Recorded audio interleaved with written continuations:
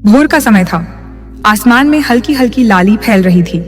सूरज की पहली किरणों ने पहाड़ों की चोटियों को सुनहरी चमक से भर दिया था। उन्हीं पहाड़ों के नीचे एक शांत और सुंदर जगह थी, जहां एक नदी अपनी मीठी धुन में बहती थी। उसके किनारे हरी घास का गलीचा बिछा था और वहीं पास में दो अनोखे दोस्त रहते थे, एक ऊंट और दूसरा भेड़िया। ऊंट का नाम था कन्हैया। वह बड़ा सीधा साधा और भला जानवर था। उसका दिल साफ था और वह किसी को दुख नहीं देना चाहता था। वहीं उसका दोस्त भेड़िया था, नाम था बबलू। बबलू चालाक, लालची और थोड़ा मतलबी स्वभाव का था, लेकिन दोनों के बीच एक अजीब सी दोस्ती थी। शायद इसलिए कि इस निर्जन जगह में वे दो ही एक दूसरे का सहारा थे। हर सुबह कन्हैया नदी के किनारे जाता, ठंडे पानी में अपनी थूथन डुबोकर घूंट घूंट जल पीता और फिर नरम घास चढ़ने निकल पड़ता। बबलू वहीं उसकी बातों में लगा रहता, कभी किसी के मजाक पर हंसता, कभी किसी के डराने पर डर का बहाना करता। दोनों की आपसी बातचीत में समय पता ही नहीं चलता। लेकिन यह भी सच था कि जहां कन्हैया की सोच सादगी भरी थी, वहीं बबलू हर बात में अपना फायदा खोजता रहता। एक दिन दोपहर के वक्त जब आसमान में हल्की धूप फैली थी और नदी की लहरें मंद हवा के साथ झूम रही थीं, बबलू ने देखा कि कुछ पक्षी और जानवर नदी के उस पार से लौट रहे थे। उनके मुंह लाल थे और चोंचों पर तरबूज का रस टपक रहा था। बबलू ने अपनी जीभ से होंठ चाटते हुए सोचा, वाह, लगता है उधर कोई खेत है जहां मीठे मीठे तरबूज लगे हैं। काश मुझे भी वहां पहुंचने का रास्ता मिल जाए। वह अपनी चाल में थोड़ा अकड़ लाते हुए कन्हैया के पास गया और बोला, अरे कन्हैया भाई, मैंने सुना है नदी के उस पार बहुत सारे तरबूज लगे हैं, लाल, मीठे और बड़े बड़े। चलो वहां चलते हैं, तरबूज खाकर मन तृप्त कर लेंगे। कन्हैया थोड़ी देर सोचता रहा। उसे नदी पार करने से डर नहीं था, पर उसे खेत में घुसकर कुछ तोड़ने की बात अच्छी नहीं लगी। उसने धीरे से कहा, बबलू, वो खेत किसी किसान का होगा, हमें बिना पूछे वहां जाना सही नहीं, कोई देख ले तो परेशानी होगी।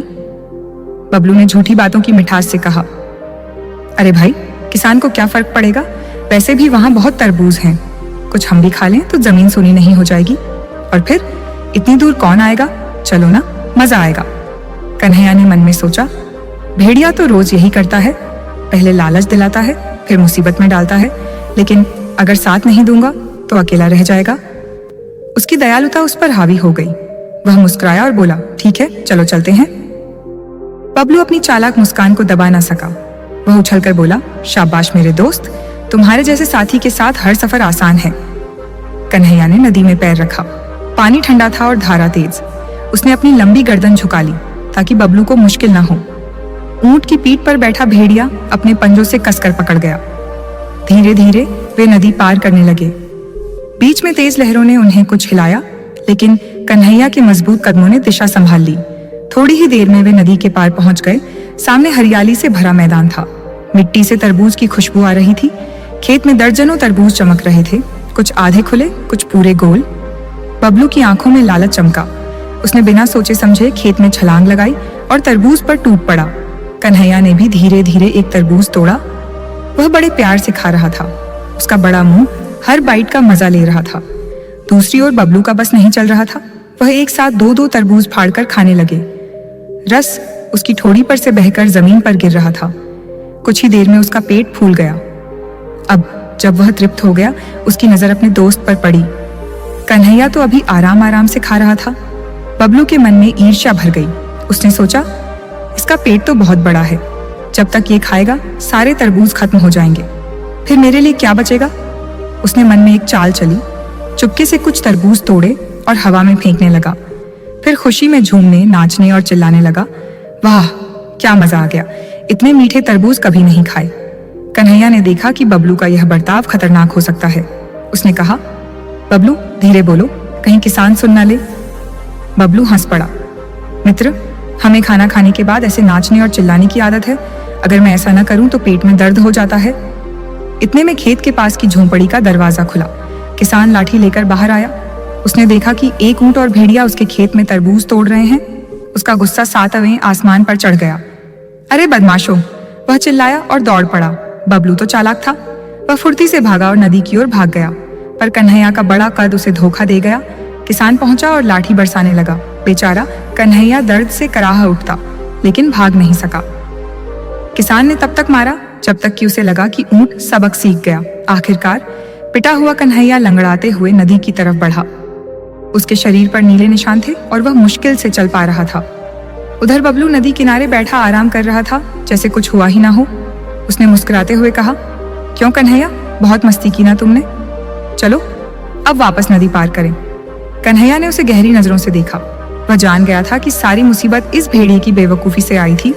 फिर भी उसने कुछ नहीं कहा, चुपचाप झुक गया ताकि बबलू उसकी पीठ पर बैठ सके।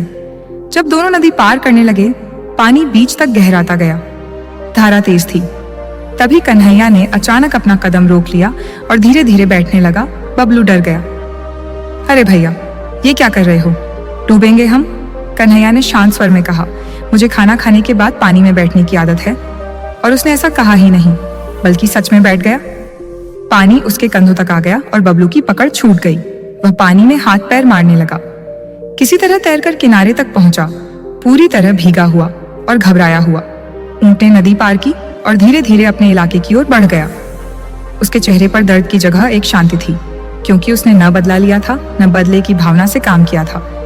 बस एक सच्चाई दिखा दी थी कि जो दूसरों को धोखा दे, उसका अंत कभी अच्छा नहीं होता। भेड़िया किनारे बैठा पछता रहा था। उसने पानी की ओर देखा, फिर उस जगह को जहां कन्हैया गायब हो गया था। मन में सोचने लगा, काश मैंने अपने दोस्त को धोखा न दिया होता। उसकी सच्चाई के आगे मेरी चालाकी कितनी छोटी लग रही है।